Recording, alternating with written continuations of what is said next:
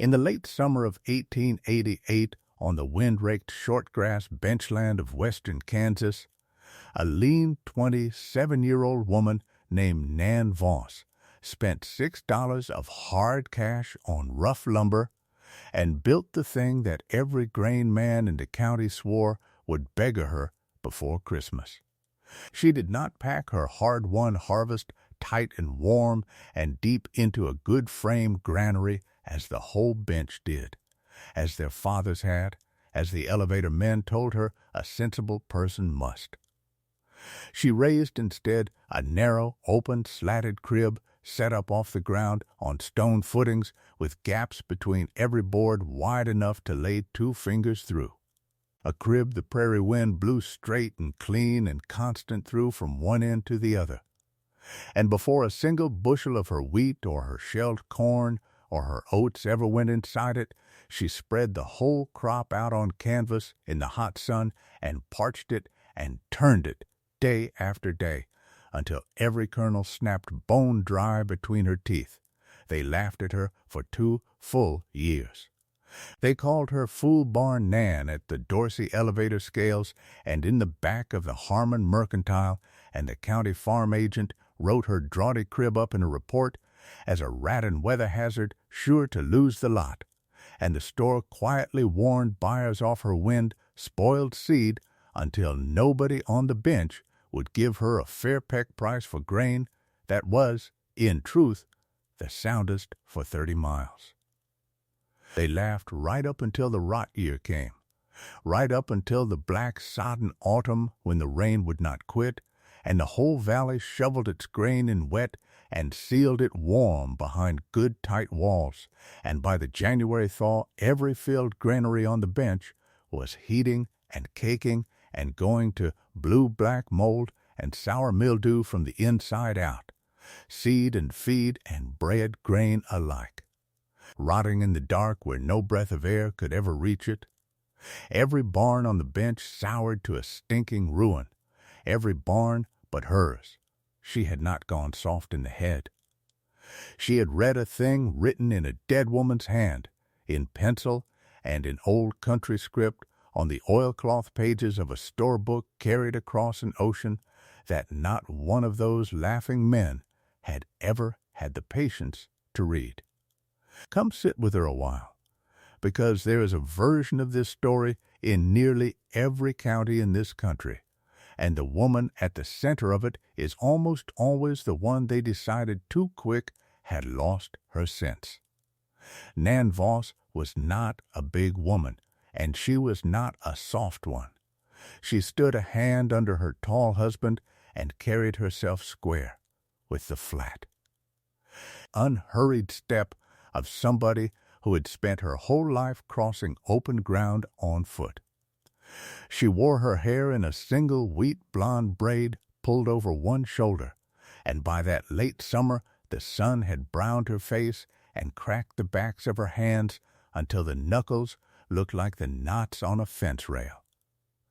She had a faded work dress gone the gray of old rain and a flour sack apron with a deep front pocket, and in that pocket, wrapped twice in a scrap of waxed muslin, she carried a book.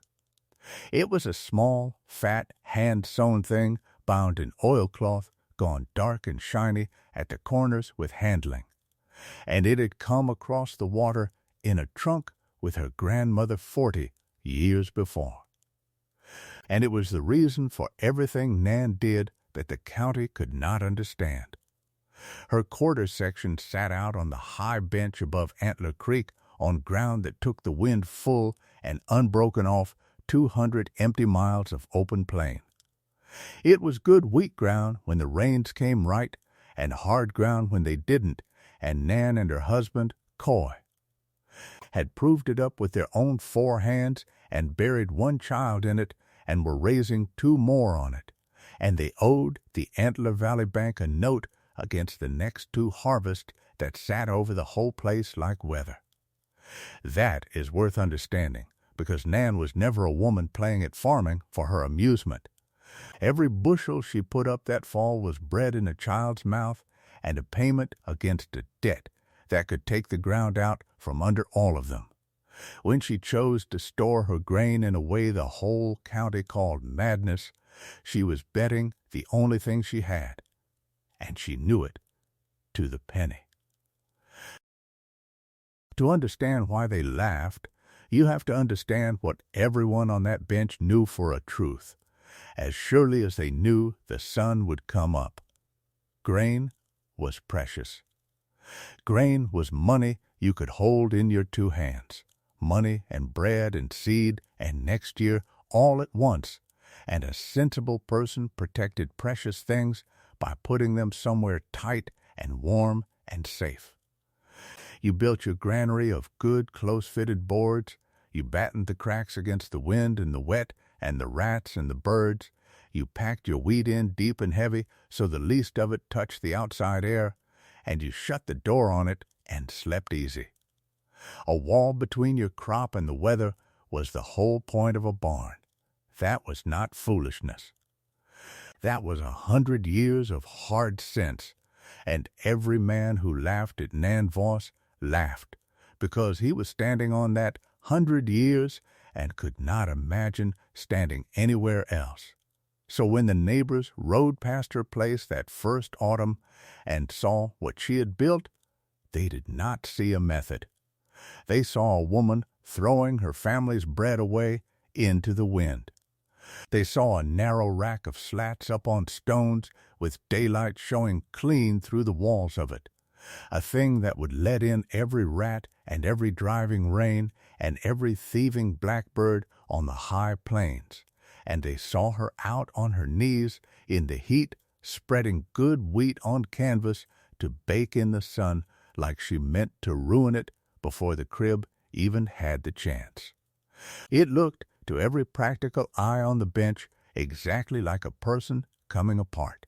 And people are never so cruel as when they have decided out of their own certainty that they are watching someone they know go to ruin. The name started at the Dorsey elevator, where the men gathered on the scale platform in the slack part of the afternoon to spit and talk and watch the wagons. Somebody, and afterward nobody would own to being the first, looked out at the Voss quarter and said, "Would you look at that? Coy Voss's wife has gone and built herself a fool's barn. A barn a fool built, keeps out nothing and lets in everything." Another man laughed and said, "Fool barn's the word for it, all right. Fool Barn Nan," and the name took hold like a grass fire. Inside a fortnight, she was Fool Barn Nan clear to the county line, and men who had never spoken 10 words to her said it easy and often, as people say a thing that has stopped being a person's name and started being a joke the whole country is in on together. If you have ever stood at the edge of a place you have poured your whole life into and watched a whole county quietly decide that you, a steady and a capable person, had finally gone soft in the head, then you already understand in your bones why a channel like this one has to exist, and why we tell these stories slow and tell them true. So do this for me before we go on. Tell me down in the comments what county you are listening from tonight, what ground your own people broke, and then settle in and stay with Nan Voss. Because the men laughing at that elevator were about to be taught a lesson that would outlive every one of them, and it was already written down. In pencil, in a dead woman's hand, in a book in the pocket of her apron. Because here is the thing they could not see, laughing on the scale platform. The barn does not keep the grain. That was the first line Nan could read in the storebook, the line her grandmother had underscored twice with a hard pencil, and it was the whole quarrel between Nan Voss and everybody who mocked her, set down in 6 words before Nan was ever born. A barn does not keep grain. The dry keeps the grain. Give the wet somewhere to leave. They thought a wall was the answer. She knew the wall was the danger. And the difference between those two ideas which sounds like nothing when you say it fast on a warm afternoon, was going to be the difference between a full crib and a whole valley of ruin before another year had turned. But I am getting ahead of the story, and this one is worth taking slow. Let me take you back to where the idea truly began, which was not on that Kansas bench at all, and not with Nan, but with an old woman and a book and a granary on the far side of an ocean that stood dry and sound for 100 years while other men's grain went bad all around it. Nan's grandmother was named Alvina, and she had come out of a hard, cold country of long, wet autumns and killing damp, a country where a wet, stored crop could hang a family in a single season, where whether the grain kept or spoiled was not a matter of comfort, but a matter of who ate through the winter and who did not. In that country, the keeping of grain was old knowledge, careful knowledge, knowledge paid for in bad years and hunger and written down so it would not have to be paid for twice. And Alvina, who could read and write when many could not, had kept a store book, as her own mother had kept one, a small oilcloth-bound book of how you dried a crop and how you aired it and how you built the place you kept it so that the grain stayed alive. For that was the second thing the benchmen did not understand, the thing at the very root of it. Grain is not a dead thing you are guarding, like coin in a strong box. Grain is alive. A sound kernel of wheat is a seed, and a seed breathes, slow and quiet, all through the winter in the dark of the bin, and a breathing thing throws off warmth and throws off damp, and if you have packed it in wet. If you have sealed it up warm and tight against the air as you would guard a dead treasure, then all that quiet breathing has nowhere to go. The damp cannot leave. The warmth cannot leave. And deep in the middle of a big, tight granary, where no drought ever reaches, the wet grain heats itself. And the heat wakes the mold that lives on every kernel. And the mold feeds and spreads and heats it further until the center of the bin goes to a sour-caking rot that eats outward through the whole crop from the inside, in the dark, where the farmer sleeping easy on the other side of his good tight wall cannot see it or smell it or stop it until it is far too late. Alvina had watched that happen. She had watched a neighbor's whole winter store go to blue rot in a sealed loft in a wet year, and she had set the lesson down in her book in the plain, hard words of somebody who had gone hungry over it. A bushel put up wet will hang its whole barn, she wrote. And on the facing page, the answer, the thing her people had learned to do instead. Dry the grain first, dry it until it is bone hard and will not take a thumbnail, so there is little damp left in it to leave. And then, do not seal it. Give it air. Store it where the wind can walk through it in a narrow crib up off the wet ground with open sides, so that what little breath of damp the grain still throws off in the winter is carried away on the moving air and never gathers. Never heats, never wakes the rot at all. A wall traps, a draught saves. It is the dry that keeps grain, and you must let the damp find its way out. That was the old country granary, and Alvina had described it in the book, a long, narrow, slatted crib standing on staddle stones out in the open weather, that had kept her village's seed sound through wet year after wet year for as long as anyone's grandmother could remember. It had looked, no doubt, exactly as foolish to some tight barn man of that old country as Nan's crib looked to the men at the Dorsey scales, and it had outlasted every one of their tight, warm barns, because it was built on the one true thing, which is that the enemy of stored grain is not the wind and not the cold. The enemy is the damp that cannot get out. Alvina carried that book across the ocean and across half a continent, and she died on a sod claim when Nan was 9 years old. And she left the book to the only one of her grandchildren who had sat at her knee and listened, who had wanted to know how a thing was done and why, who had asked and asked until the old woman laughed and said the child had more questions than the priest. She left it to Nan. And for 18 years, Nan carried it and read it and did not need it, because the years were dry, and any fool's tight barn will keep a dry crop through a dry winter well enough. The bench had been settled in a run of dry years, and a run of dry years is the cruelest teacher there is, because it teaches every man on it exactly the wrong lesson and lets him believe he learned the right one. Tight and warm had never failed him, because the weather had never yet tested it. And Nan Voss knew from a dead woman's book that a test was only ever a matter of time. Let me stay with the old woman a while, and with the book, because the whole spine of this story is a thing handed down, and a handed-down thing is only as strong as the hands that pass it, and Alvina's hands were strong.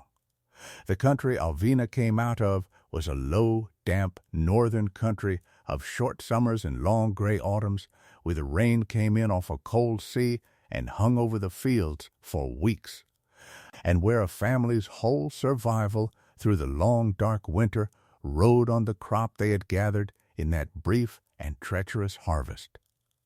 In a dry country, a careless grain-keeper is unlucky.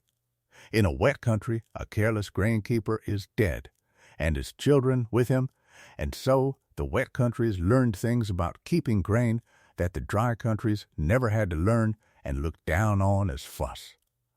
Alvina's people had buried more than one winter's dead over spoiled grain in the generations behind her, and out of that dying had come knowing, hard, exact knowing, about damp and air and rot, written down and guarded and passed mother to daughter like a dowry, because it was worth more than a dowry. It was the difference between eating and not. The heart of that knowing was the granary Alvina described in the book, and Nan had studied the description until she could see it with her eyes shut. It was not a barn at all, by Kansas reckoning. It was a long, narrow building raised high off the wet ground on great flat mushroom-shaped stones. Stattle stones they were called, set so that no damp could wick up from the earth and no rat could climb the smooth, overhanging cap of the stone, and its walls were built of spaced timber or wattled slat so that the sea wind blew clean through the whole length of it, and it had stood in Alvina's home village, that granary or once just like it, keeping the seed grain of a whole community sound through wet year after wet year, for longer than anyone living could remember or any record could say. 100 years, the book said, and Nan believed it was likely far more. A building shape so old and so proven that it had become simply how grain was kept, and a crib you can see through would one day become, just so, how grain was kept on a Kansas bench, once the bench had paid the price to learn it. And the thing Nan came to understand, reading and rereading, was that the tight, warm barn was not the old wisdom at all. The sealed, warm barn was the new mistake.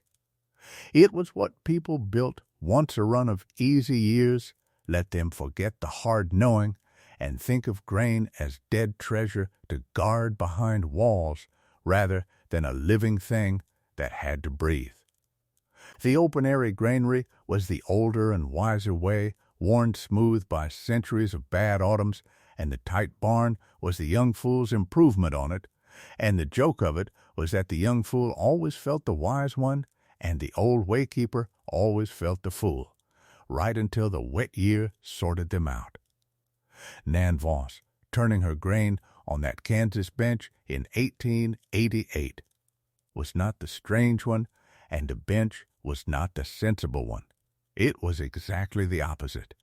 She was the keeper of a wisdom older than the county, and the county was making, altogether and with great confidence, the young fool's mistake, and there was no way to tell them so, because the only thing that can tell a man he has made the young fool's mistake is a wet year. And the wet year comes when it comes. Alvina had tried to build the old granary when she first came to the sod claim, and could not, because there was no timber worth the name on the open plains and no money to haul it, and she had had to make do with what a sod house and a poor bin could give her, and it had grieved her, and she had taken the child Nan by the hand more than once and said it to her plain. "One day you will have lumber and a little money," the old woman told her. "When you do, you build the granary right, the airy way that keeps the grain alive. Do not trust the flatland barns, child. They will fail you the first bad year, and a bad year always comes."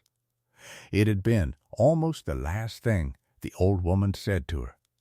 As the important things get said to a child who does not yet know they are important and only remembers them later whole when the time comes. Build it airy. Give the moisture a road out.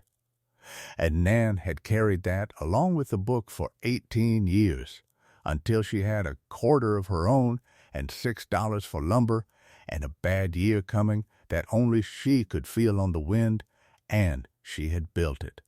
At last, as the old woman wanted, and taken the whole county's laughter for doing the one thing her dying grandmother had begged her to do. That is why she could not be laughed out of it. It was not stubbornness. It was a promise to the dead. She did not know it was coming in 1889. Nobody knew that. But she knew that it comes, sooner or later, to every bench and every valley. The wet year, the year the grain goes in damp, and she had decided long before that when it came, her family would not be among the ruined. That is the thing to hold on to about her, through all the laughing that is ahead. She was not strange. She was not soft.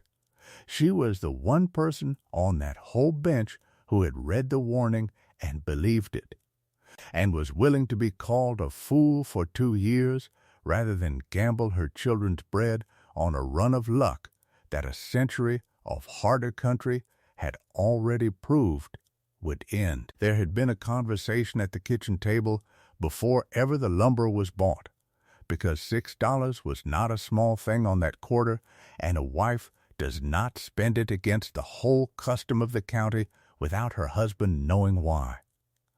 Coy Voss was not a man who understood grain-keeping as his wife did, but he was a man who had learned to trust her, and the conversation was short.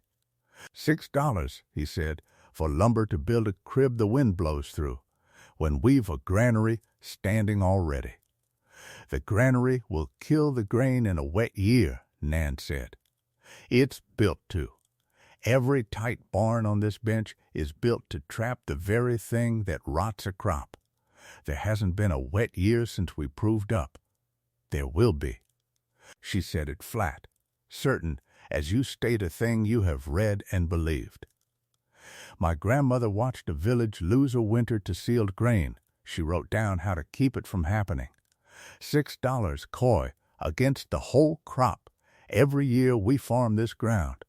I'd sooner they laughed at me than buried my children over a full barn that went to rot. Coy looked at her a long moment. He had married a woman who did not say things twice, and did not say them for effect. Buy the lumber, then, he said, and that was the whole of it. So she built the crib. And to build it right, she had to do everything backward from how the bench did it, and every step of the wrong way round was another day of them laughing. It began with the drying, and the drying began in the heat of harvest, when every other family on the bench was racing the weather to get the crop cut and hauled and shut away as fast as human hands could move. Nan cut her grain in its time like everybody, wheat first and then the oats, and last the corn. But where the others hauled it straight from the header to the bin, Nan hauled hers to the yard and spread it. She had sewn together long lengths of old wagon canvas and worn sheeting into a single broad drying floor, and she laid it out flat in the full blaze of the afternoon sun on the packed bare ground of the yard, and she spread the threshed wheat across it no more than a hand deep, so that every kernel in the layer could feel the heat and the moving air. And then she turned it. All through the hot part of every dry day, she went up and down that canvas on her knees with a smooth board and a wide wooden rake, folding the grain over on itself, bringing the under layer up into the sun and the top layer down again and again, so that no kernel lay wet against the canvas long enough to sweat. It was slow, hot, back-cracking, endless work, and to the eye of a passing neighbor it looked like exactly nothing. It looked like a woman kneeling in the dirt playing with wheat she ought to have had safe under a roof already. Coy helped her when the other work let him, and the two children helped, the older girl solemn and steady with the rake, and the little one mostly getting in the way. And the four of them out there turning grain in the heat, while the dust of the neighbors' loaded wagons hung on the road, became a picture the whole bench passed around. "There goes Full Barn Nan," they said, leaning out of their wagons, baking her bread money in the sun. "She'll have nothing left to crib but chaff and grit." She tested the grain the old country way, exactly as the book taught, and this was the part that mattered most and showed least. She would take up a single kernel of wheat between her front teeth and bite down slow, and she was listening, with her whole attention, for one small thing. A kernel with any damp left in it gives under the tooth. It mashes, soft, a little doughy, and it will not crack clean. But a kernel dried down bone hard, dried to the point where it is safe to store where no air moves, that kernel does not give. It snaps. It breaks with a small sharp crack like a grain of sand, and it powders, and it tastes of nothing but flint and sun. Nan knew that Snap as a smith knows the color of hot iron. And she would not carry a single bushel to the crib until the crop gave her that snap out of a dozen kernels pulled from a dozen different corners of the canvas. Bone dry, the book said. And under Nan's tooth, bone dry meant it broke. That was the heart of it, the thing the whole method turned on, and it is what you must keep clear in your mind through everything that comes. Because the men who mocked her never once thought about it. They thought the danger to grain came from the outside, the rat and the rain and the thief, and against an outside danger a tight wall is the whole of wisdom. Nan knew the danger came from the inside, from the damp bound up in the crop itself, and against an inside danger a wall is worse than useless. It is a lid on a pot. She was not leaving her grain open to the weather because she did not fear the weather. She was leaving it open to the sky because she feared the damp inside it more, and she meant to dry that damp down to nothing first, and then keep it dry. And the sole thing that keeps a thing dry out on the high plains or anywhere else is moving air. Only when the wheat cracked bone hard under her tooth did she carry it to the crib, and the crib itself was built to the book. She had set 4 flat-footing stones deep and level, and on them raised a floor a good 2 feet clear of the ground, so no wet ever wicked up out of the earth into the grain, and so a rat that wanted in had to climb open stone in the open air where a cat or a hawk could take him. On that floor she raised the walls of narrow slats. Oak lath she had split and shaved herself through the last of the winter, each board set with a clean gap of near 2 inches to the next, so the whole wall was as much open air as it was wood. The crib was narrow, a good deal narrower than it was long, and that was on purpose, and this was the cleverest thing about it, though nobody laughing could see the cleverness. It was narrow because in a slender crib no grain ever sits more than an arm's reach from a slatted wall and the moving air beyond it. There is no dead center within a narrow crib, no deep buried heart of the pile where the breath of the grain can gather and heat unreached. The wind that walked the bench walked straight through the whole of it, wall to wall, and touched every bushel it held. She roofed it tight against the rain, for she was never a fool, whatever they called her, and rain from above is a real enemy, and the book said so. What she would not do was wall it against the wind from the side. Rain out, wind through. That was the entire shape of it.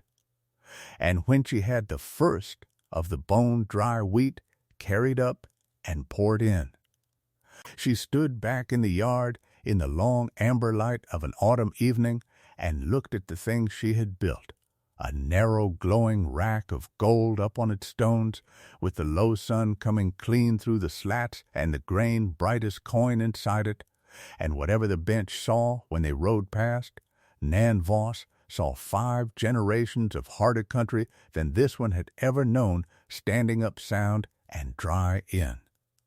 The wind, she was hardly ashamed of it. She was never once ashamed of it. That is worth remembering, too. It is worth understanding the elevator men, because it would be easy to make them villains, and they were not villains, only men.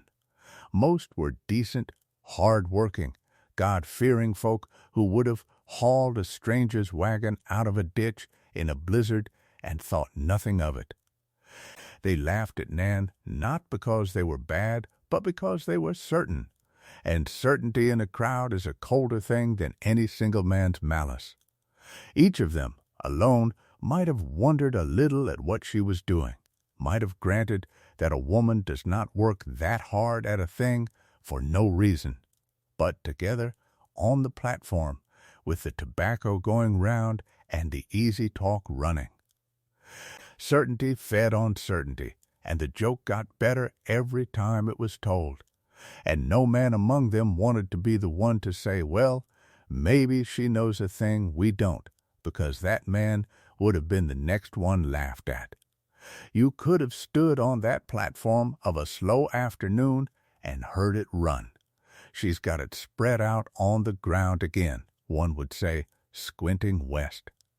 Down on her knees amid it like she's hunting a lost button. And another, my wife says, she bites it.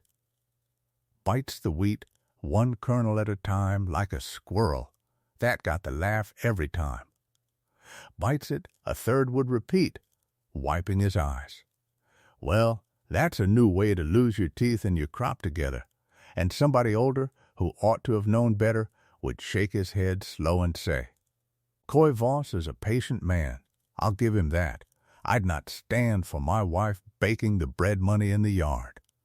And they would all nod easy and warm and certain, and spit, and watch the next wagon come, and never once did a single one of them say out loud the small cold thought that maybe visited one or two of them alone at night, which was, but what if she is right? Nobody said it. To say it was to be the next one laughed at. So they laughed, and the laughing built its own weight, and after a while the name Fool Barn Nan was not something any one of them believed so much as something all of them repeated, which is a different and more dangerous thing, because a belief one man holds he can be talked out of, but a thing a whole crowd repeats has no one you can reason with. It belongs to everyone and no one. That is how a whole community comes to be wrong together, and stays wrong clear up to the weather makes it impossible. and the orthodoxy they held was not stupid. I want that clear, because a story where the crowd is merely stupid is a cheap story, and this is not a cheap one. The tight, warm granary had 100 good years behind it on the settled lands, and against the ordinary run of danger it truly was the wiser choice. A tight barn does keep out the rat and the bird and the driving rain and the casual thief. And in a dry country and dry years it keeps the grain just fine, and the men who built them were not fools for building them. They were men applying good sense to the dangers they could see. The trouble was only this, that they had never yet met the danger they could not see, the danger that comes from inside the grain itself in a wet season, and because they had never met it. They did not believe in it, as a man who has never seen the sea does not really believe in a wave taller than a house. Nan believed in it because it was written in the book by someone who had met it. That was the sum of the difference between them. Not brains, not character, just that one of them had read the warning, then the rest had not, and a warning you have not read is no warning at all. The mockery had its seasons, as everything on a farm has its seasons. It was loudest at harvest when Nan was out on her canvas in plain view of every loaded wagon rolling to the elevator, and it went quiet through the deep of winter when there was nothing to see, and it came back sharp in the spring when the seed talk started and the mercantile band did its quiet work. And it changed its flavor over the 2 years. The first year it was the laughter given to a curiosity, an oddity, a bit of local color to tell about in town. The second year, after the first winter had seemed to prove the easy way worked just as well, it soured into the harder laughter aimed at someone who has been shown they are wrong and will not admit it. The laughter with an edge of grievance in it, because her continuing to do the thing after being shown it was needless felt to them like an insult, like she was saying she knew better, which of course she was, and which of course they could not forgive.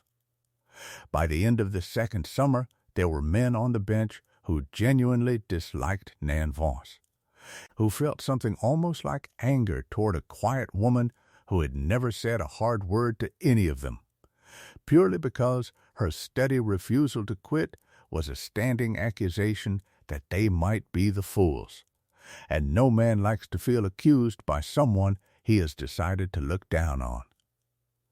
There was a morning that second summer when one of the elevator men reined up at her fence on his road to town, an older farmer named Pruitt who had known Coy's father, and he leaned on his saddle horn and watched her turn the grain a while, not unfriendly, and finally he said what half the bench was thinking. "Nan," he said, "I've known your people a long time, so I'll say it plain. You're breaking your back and shaming your husband over a thing that's already been proved needless. Your grain kept last winter. So did mine. So did everyone's. What are you doing this for?" Nan did not stop turning. "Your grain kept because it was a dry winter, Mr. Pruitt," she said. "A dry crop keeps in a fence corner. It's the wet year I'm working against, and it hasn't come yet. There's no wet year coming. There's always a wet year coming. My grandmother buried neighbors over one." She sat back on her heels and looked up at him. "You've a good tight barn, best on your section. In a wet season that barn will be the death of your crop, and you'll not credit a word of it till you open that door and the steam rolls out at you." Pruitt shook his head slow. "That's a hard thing to say to a man about his own barn." "It's a harder thing to watch it happen and say nothing," Nan answered, and bent again to her turning.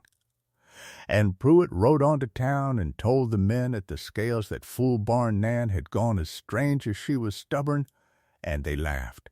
And 18 months later, Pruitt swung open his own good tight barn on a wall of sour blue steam and remembered word for word.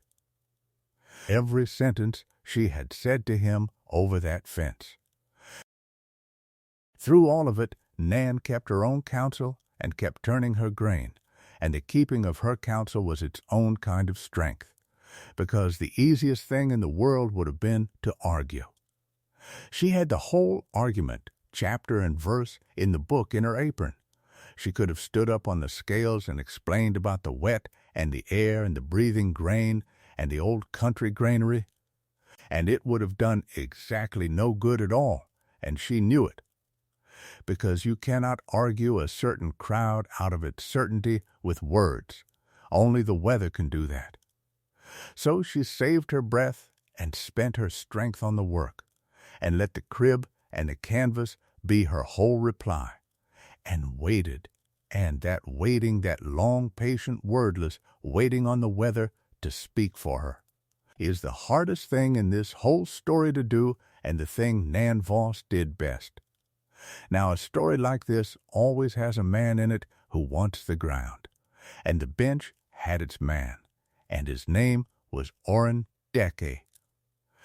Deke farmed the big level quarter just east of the Voss place, and he farmed it well by every standard the county held, which is to say, he had the biggest, tightest, best battened frame granary on the whole bench, a great warm double-walled barn he had built with hired help and paid for in full, and he was proud of it as a man is proud of the thing he thinks makes him better than his neighbors.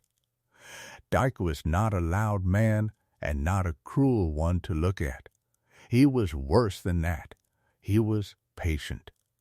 He had wanted the Voss quarter for years, because it sat up on the bench where his own low ground ran short of the wind and the drainage he could have used, and he had the kind of patience that watches a neighbor carry a banknote and waits, as a man watches a laboring team and waits for one to go lame. When he heard Coy Voss's wife had built a fool's barn and was baking the family's wheat in the dirt, Orrin Dike did not laugh out loud with the elevator men. He smiled to himself and thought that the quarter he wanted had just moved one hard year closer to his hand. He had a wife named Susanna, and she was the conscience of that house. As there is so often one quiet person in a hard household who holds the line the rest have let slip. Susanna Dike had grown up neighbor to the Voss family and had known Nan since they were girls carrying dinner pails to the same sod schoolhouse, and she had no love for the name the men had made, nor for the light that came into her husband's eye when the Voss note came up at supper. She would say his name, just his name, when he talked that way. Orrin, one word, flat, lay down on the table between them like a stone. You'll not talk about that woman's ground at my table.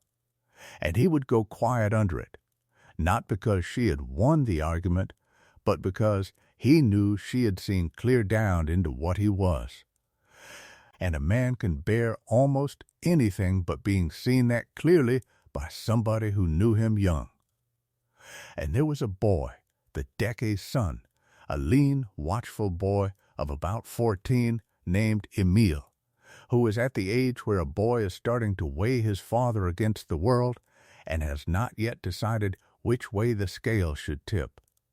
Emil Dike heard the men laugh at the elevator, and he heard his mother say his father's name flat across the supper table, and he said little to anybody, but he watched. He took to riding the fence line on the east side of his father's quarter along the wire that divided Deke ground from Voss ground, and he watched Nan Voss out on her canvas in the heat, turning grain on her knees, hour after hour, day after day. With a steadiness that did not look like madness to a boy who had never been told for certain what madness was supposed to look like. He did not understand what she was doing, but he saw that she never once quit, and he saw that she was never ashamed, and something in a watchful 14-year-old files that away and keeps it. The stakes in this were never anything soft. Let me lay the grain money out plain, because it is the frame the whole thing hangs in and the reason the laughing cut as deep as it did. The Voss note at the bank at Antler Valley stood against the next two crops, and the next two crops had to come out of about 500 bushels of grain a year off that quarter. Wheat and shelled corn and oats together, and every bushel of it did double or triple duty. Some was seed, to be held sound and living through the winter to put back in the ground in the spring, and seed that will not sprout is worth nothing but hog feed. Some was bread grain, to be ground or sold for the flour that fed the family and the cash that met the note. And some was winter feed for the milk cow and the team and a few hogs, and a family that loses its feed in January does not just go hungry, it starts selling the stock that is its whole future to buy feed at a robber's winter price. Grain that spoils is not a disappointment on that kind of ground. It is the first domino in a fall that ends with a wagon loaded at the section line and a bank man holding the deed.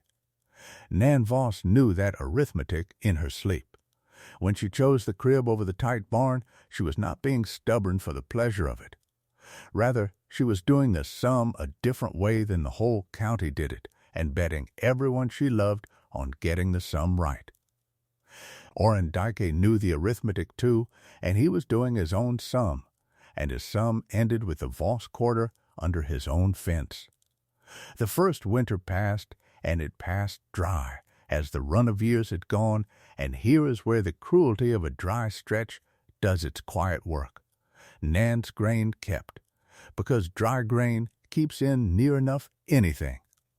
But the tight barns kept too, every one of them, because a dry crop shut up in a dry winter does not have the damp in it to do any harm, and so the whole bench came out of that first winter with its grain sound and its certainty doubled. See there, the men said to each other on the loading dock in the spring. Her fool's barn kept its grain, sure enough. But so did every proper barn on the bench, and ours kept it without a woman crawling around in the dirt all August turning wheat like a lunatic. She did all that work for nothing. Got the same the easy way was going to hand her anyhow. And they were right that spring. That is the terrible thing. In a dry year they were exactly right, and Nan could not prove them wrong, because you cannot prove a barn will fail until the year comes that makes it fail, and the year had not come yet. So she went into the second summer still full barn Nan, and now with a new edge on it, because the first winter had seemed to settle the argument in the bench's favor. Now she was not just strange, she was strange and stubborn. A woman who had been shown the easy way worked fine and had gone right back to her knees on the canvas anyway. That is a harder thing to be than a fool. A fool they will pity. A stubborn fool who will not learn they begin to resent, because her stubbornness is a standing suggestion that she thinks she knows something they don't. And there is nothing a settled community will forgive less than being quietly told it might be wrong. Nan turned her grain that second summer with the same steady patience she had shown the first, and she bit the same kernels and listened for the same clean snap, and she carried the same bone-dry wheat up into the same bright crib, and she said almost nothing to anybody about any of it. She was hardly a woman who argued. When Ilsa Harmon at the Mercantile allowed, in a kindly poisonous way, "It's a shame," is all I'll say. Such a hard worker, wasting herself on foreign notions, Nan only said, "My grandmother kept grain sound through worse country than this one ever saw. Mrs. Harmon, I'll keep mine the same." And she thanked her, and paid her account, and went home. She did not defend the method with words. She defended it by doing it, one more day, one more turn of the canvas, one more bushel snapped bone hard and cribbed. And she let the doing be the whole of her argument, and she waited, because the book had taught her that the weather makes the last reply in every quarrel about grain, and the weather had not spoken yet. If you have made it this far into a story about a woman most of the world had already written off, then you are exactly the kind of listener this was made for, and I would ask you to do one small thing before we go on into the hard part, which is to tap that subscribe and stay close. Because what is coming is the stretch where it looked, even to Nan, as though the whole bench might be right after all. There is a night in this story still ahead of us where Nan Voss came closer than she ever came to giving it all up. Stay with her through it. It is the part that matters most, because the second autumn was when the county decided that laughing was not enough and set out to do something about her. It started with the farm agent. There was a young man out of the state college who rode the bench that fall as the county's agricultural agent, a earnest, book-fresh, clipboard sort of man named Halvorsen, who had been sent to improve the farming practices of the district and took the charge seriously, and who was, in his own certain way, a great deal more dangerous to Nan than any laughing man at the elevator. Because the elevator men only mocked her. Halvorsen meant to correct her, and he had the paper of the county behind him when he did it. He came out to the Voss place on a gray afternoon and walked all round the crib with his clipboard, and he liked not a single thing he saw. He saw the open slats, and thought of every rat and bird and driving rain that could get at the grain through them. He saw the raised floor and thought it flimsy. He saw, above all, a way of storing grain that was in no book he had ever studied, that ran flat against everything the college taught about clean, tight, dry storage. And being a young man who had learned his farming from books rather than from bad years, it did not once occur to him that the book he had never read might be older and harder won than all of his. "You store your whole crop in this?" he asked her, and there was no real question in it, only the sound of a man building a case. Bare to the weather, open to vermin, off the ground on stones. "Off the ground so the wet can't wick up into it," Nan said. "Open so the wind can dry it. That's the whole point of it. Grain wants to be kept dry, Mrs. Voss," he said, writing. "Sealed, protected not, hung out in the wind like wash on a line." "Grain wants to be kept dry," Nan agreed. "We're saying the same thing and meaning the opposite. You think a wall keeps it dry. I know a wall traps the wet inside it. Feel here." She put her hand down into the sound, cool grain. "No heat. There'll be no heat in this crib all winter, because there's nowhere for the heat to gather. Go feel the middle of a full-sealed bin come January and tell me what you find." But Halvorsen was already writing, and never did he put his hand in the grain, and he would not really listen to the answers, because he had already seen what he had come to see. "The practice is unsound," he said, not looking up. "I'll have to note it." And then he wrote his report. The report went into the county record, and it was read aloud at the fall meeting of the District Farm Improvement Association at the Grain Scales Hall, in front of near every grain man on the bench, and it named the Voss crib a rat and weather hazard, an unsound and unsanitary manner of storage certain to result in loss of the stored crop to vermin, moisture, and spoilage. And it recommended in the plain, cold language of officialdom that the practice be discontinued.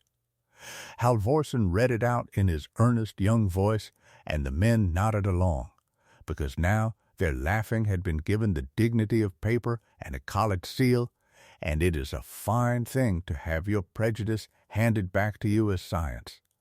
Nan Voss had never been at that meeting.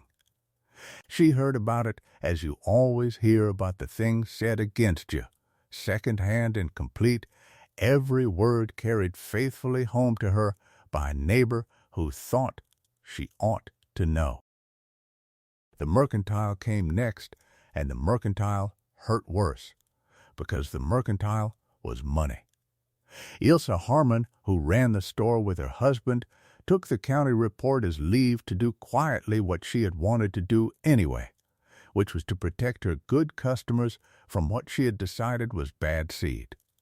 When a bench farmer came in to buy seed wheat in the spring and Voss seed was mentioned, Ilsa would allow, in that same kindly poisonous way, that she couldn't rightly recommend the Voss grain, wind spoiled as everybody knew it must be, stored as it was, and wouldn't a body rather have sound seed out of a proper barn?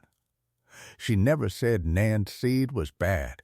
She only said she couldn't recommend it, over and over, to buyer after buyer. And the word wind-spoiled traveled the bench faster than any wagon, and by that spring there was not a farmer on the district who would give Nan a fair price for a bushel of the soundest, most carefully kept grain within 30 miles. She could not sell her seed.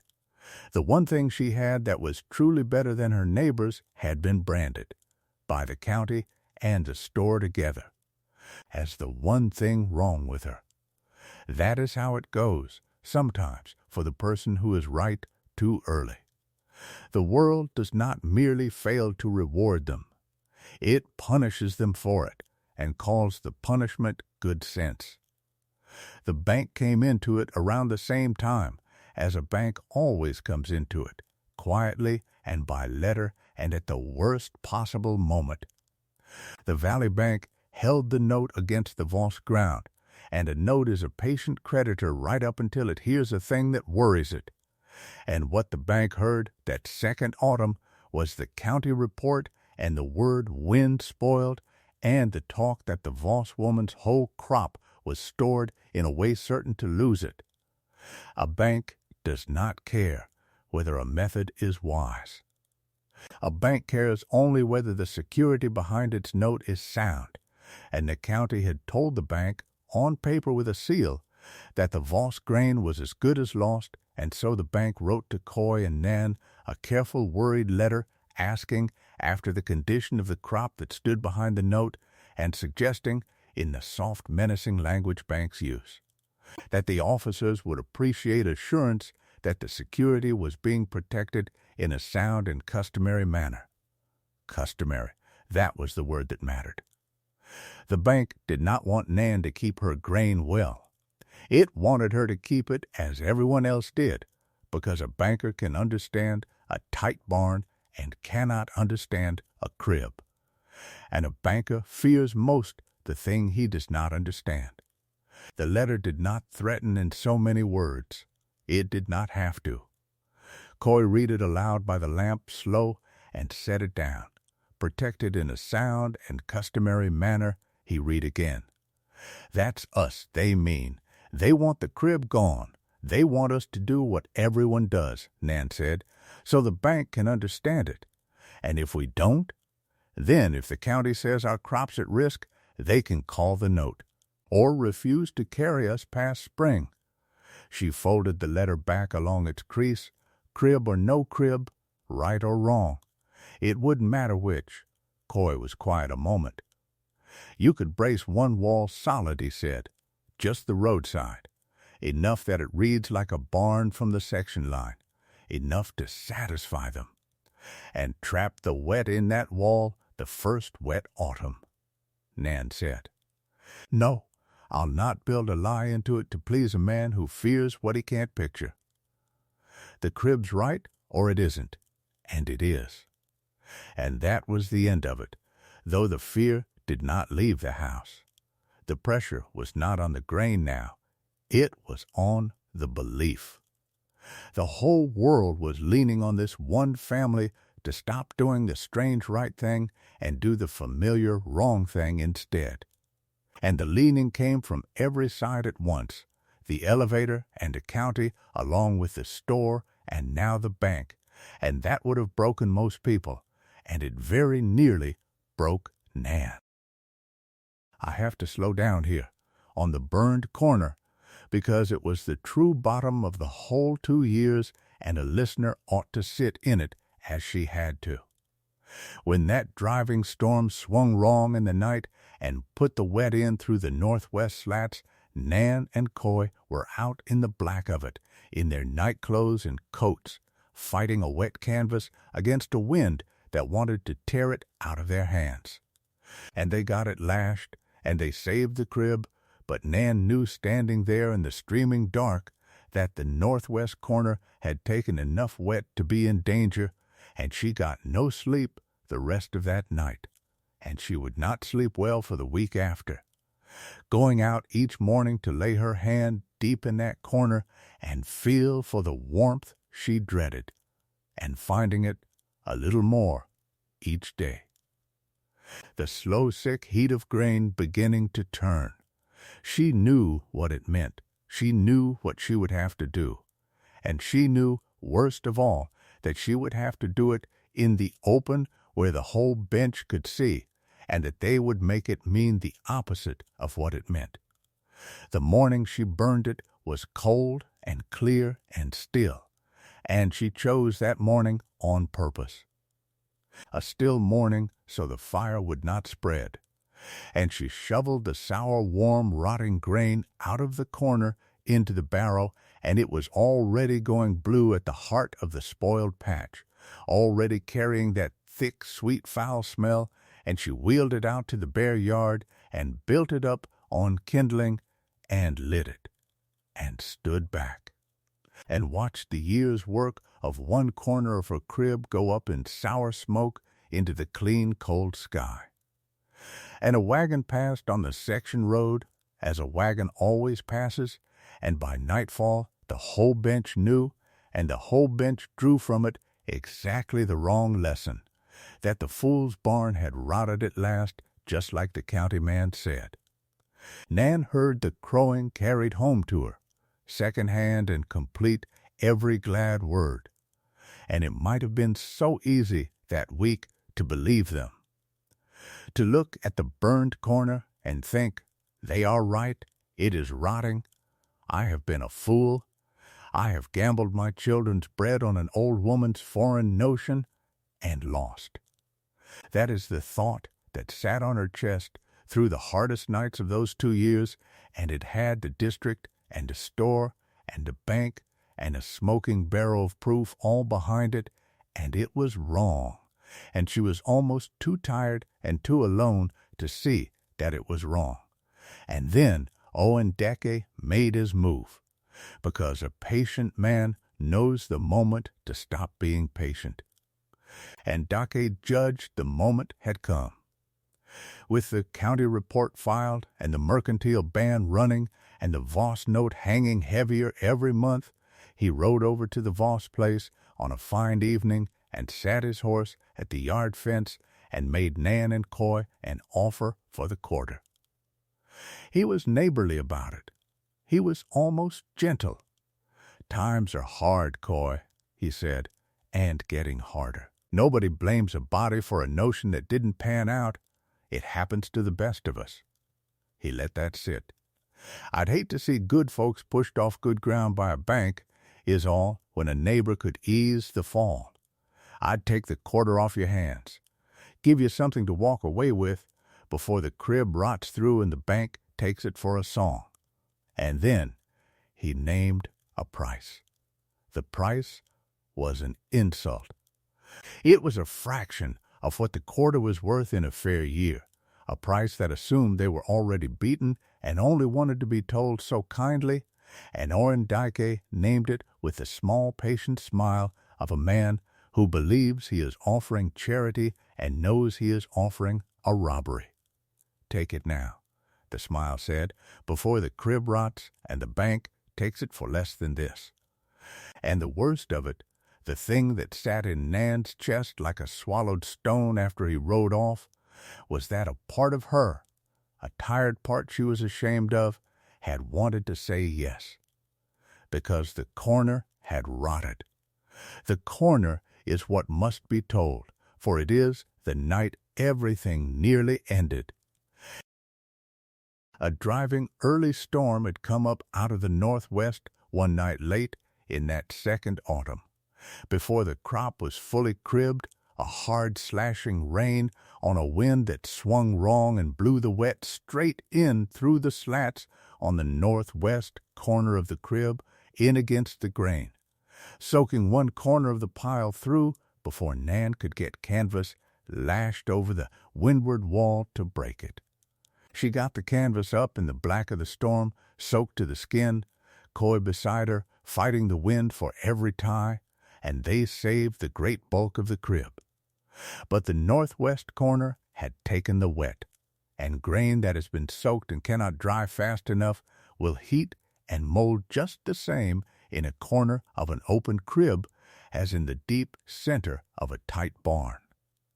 And within the week that corner was warm to the hand and beginning to sour, and Nan knew what she had to do and knew who would be watching her do it.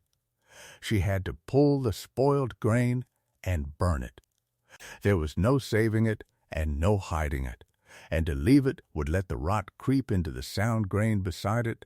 So on a cold, bright morning, Nan Voss shoveled the moldering corner of her crib out into a barrow, wheeled it to the yard, and burned it, a smoking sour heap of blue-black wet rotted wheat going up in the clear, cold air in full view of the section road. And of course they saw. Of course a wagon was passing. Word ran the bench by nightfall that Fool Barn Nan's fool barn had rotted at last, just as the county man had warned it would, and there was a crowing in it, a satisfaction, the ugly gladness of people watching a thing they predicted come true even when the thing is another family's hardship. "See there," they said, all down the bench. "See, what did we tell her? The fool's barn is rotting, just the same like that county man wrote, 2 years of crawling in the dirt, and it's going bad on her same as a barn would, only slower and dearer." And not one of them, crowing, understood that the corner had gone bad for precisely the reason the whole rest of the crib would not, that the wet had gotten in and could not get out fast enough. Which was the entire lesson proven small that the whole bench was about to learn proven large. They saw a fool's barn rotting. They were looking straight at the answer, and they saw a joke coming true. That was the night. Deke's insult offer sitting on the table, the county's report in the record, the mercantile ban on her seed, the burned corner smoking in the memory of the whole bench, the banknote grinding, and a tired, ashamed part of her own heart whispering that maybe, everyone could not be wrong, and one stubborn woman right. Maybe her dead grandmother's book was just an old woman's foreign notion after all. Maybe the kind thing to do for her children was to sign Decky's paper and take the loss and go be sensible somewhere. Coy had found her at the table before he went up, the offer laid out in front of her in the low lamplight. "You're thinking about it," he said. It was not an accusation. He was tired too. "I'm thinking about the children," she said. "I'm thinking a corner rotted, and the county man's laughing, and the bank's asking questions, and every soul I know says I'm a fool. I'm thinking maybe a fool is what I am. You want to sign it?" She was quiet a long time. "I don't know," she said, and it proved the truest and most frightening thing she had said in 2 years, because she had always known before. "Go to bed, Coy. Let me sit with it." And he went up, because he trusted her even with this, and Nan sat up late by the kitchen lamp with the lamp low and the offer in front of her and the children asleep, and she came, that night, as close to signing as she ever came. And then she took the store-book out of her apron pocket and unwrapped the waxed muslin and turned it to the page about the wet, the page where Alvina had written that a bushel put up wet will hang its whole barn, and she read it again in the low lamplight, and she understood the burned corner for what it truly was. Not proof the method failed. Proof the method was right. That corner had turned because the wet got in and could not leave, just as the book warned, and the rest of the crib stood sound because the wind carried the wet away, precisely as the book promised, and the gap between the ruined corner and the sound hole was the difference between every tight granary in the district and her open crib, written small enough for one stubborn woman to read by lamplight. She did not sign Decay's paper. She turned the offer face down on the table. She took up the pencil that lived in the book's spine, and in her own hand, under her grandmother's old country script, she wrote the lesson of the corner so it would not have to be paid for a third time. Lash the windward wall before a swinging storm. Then she wrapped the book again and went out in the cold dark with a lantern and lashed the canvas ready against the north wall of the crib and aired the sound grain one more time with her own hands and went to bed. She had made her reply to the whole county, and there was the only reply she ever made. She kept the grain dry one more night, and she waited on the weather to make the last one. Now, I have taken us fast over 2 years, and the story deserves to sit in those 2 years a while. For it was the length of them that made the mockery bite, and the daily doing of the work that made Nan Voss who she was, and a listener ought to feel the slow grind of it as she felt it. There is a loud, quick courage that the county understands and honors, the courage of a man who runs into a burning barn, and there is another kind, quieter and far rarer, the courage to do an unglorious thing every single day for 2 years, while the people you have known your whole life stand at the fence and laugh, and do it again the next dawn, and get nothing back but their laughing. The county had no honor for that kind, because it could not see it happening. Nan did the work that everyone she knew believed was madness, morning on morning, without an audience and without one soul on the bench to tell her she was right, on nothing but a dead woman's word and her own belief in it. That is harder than running into any fire. The daily work had a shape to it, and the shape was patience. In the drying season she turned the grain on the canvas through the whole of every dry day, and she learned the weather of it as a sailor learns wind, when to spread thin and when to gather in ahead of a cloud, how the morning damp came clear of the ground, and how the noon sun burned it back, how a kernel felt at 10 in the morning, and how it felt at 4. She learned that the last of the drying was the slowest and the most important, that a crop could go from nearly dry to spoiled in one careless afternoon, and that the difference between a kernel that would keep and a kernel that would rot was often a single day more of turning that a hurried person would have skipped. She did not skip it. She was not, by nature, a hurried person, and the work made her less of one, until her patience became a thing the children knew her by, as you know your mother by her hands. There was a rhythm the drying fell into that the family came to live by through those 2 summers, and it is worth hearing, since it is the sound of the work under the whole story. Up before light to see whether the day would give sun, and if it would, the canvas out, and the grain spread thin the moment the dew had burned off, never before. Because grain spread onto a damp canvas takes up more wet than it gives.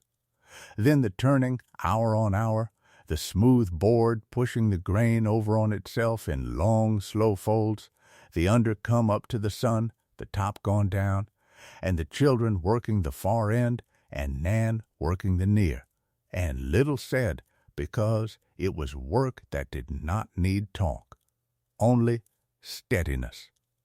At the hot noon of a good day she could all but feel the wet leaving the grain, could see it in how the kernels went from a dull damp gold to a bright hard glassy gold, and she learned to read that color as she read the tooth test, a second sense checking the first. And in the late afternoon, ahead of the evening damp coming up, the grain gathered back and covered or carried under cover. Because grain left out to drink the night dew undoes a whole day's drying, and a careless keeper loses at dusk everything he gained at noon. Spread at the right hour, turn all day, gather ahead of the damp. Day after day after day, all through the drying season, for a crop the whole county said any barn would keep just fine. And the tooth test ruled all of it, because the tooth test was the one true measure of whether the grain was safe to store, and Nan trusted it over her eyes and over the feel of it in her hand and over the color and over everything, because her grandmother had trusted it and her grandmother's mother before that. She taught it to the children as a solemn thing. One kernel, she would tell Marta, crouching beside her at the canvas, only one, and not off the sunny top where it dries first and lies to you, down here deep where the slow drying is. She would set it between the girl's front teeth. Bite slow. Now listen, not with your ears, with your teeth. And the girl would bite and cock her head, and Nan would ask, does it give? Does it mash soft? Does it bend before it breaks? And if it did, Nan would nod. Then there's wet in it still, and it is not safe. Doesn't matter how dry it looks. Doesn't matter how tired we are. We spread it, and we turn it, and we bite it again tomorrow. No matter how dry it looked or how tired she was or how much she wanted to be done, if it gave, it went back on the canvas another day. Only when it will not give at all, when it snaps clean and sharp and shatters to a dry flour under the tooth and tastes of nothing but sun and flint, only then is it bone dry, only then is it safe, only then does it go to the crib. Nan pulled a dozen kernels from a dozen corners before she would call a batch done, and if one in the dozen gave, the whole batch waited. That is the patience that kept her grain sound while the whole bench rotted. Not cleverness, not a secret, just the refusal, every single time, to call a thing dry that was not yet dry, and the willingness to spend one more hard day rather than store one wet bushel. The bench could have done it too. Any of them could have. They simply would not spend the days, because their luck had never yet made them. And Nan spent the days because a book had told her the day was coming when luck would run out.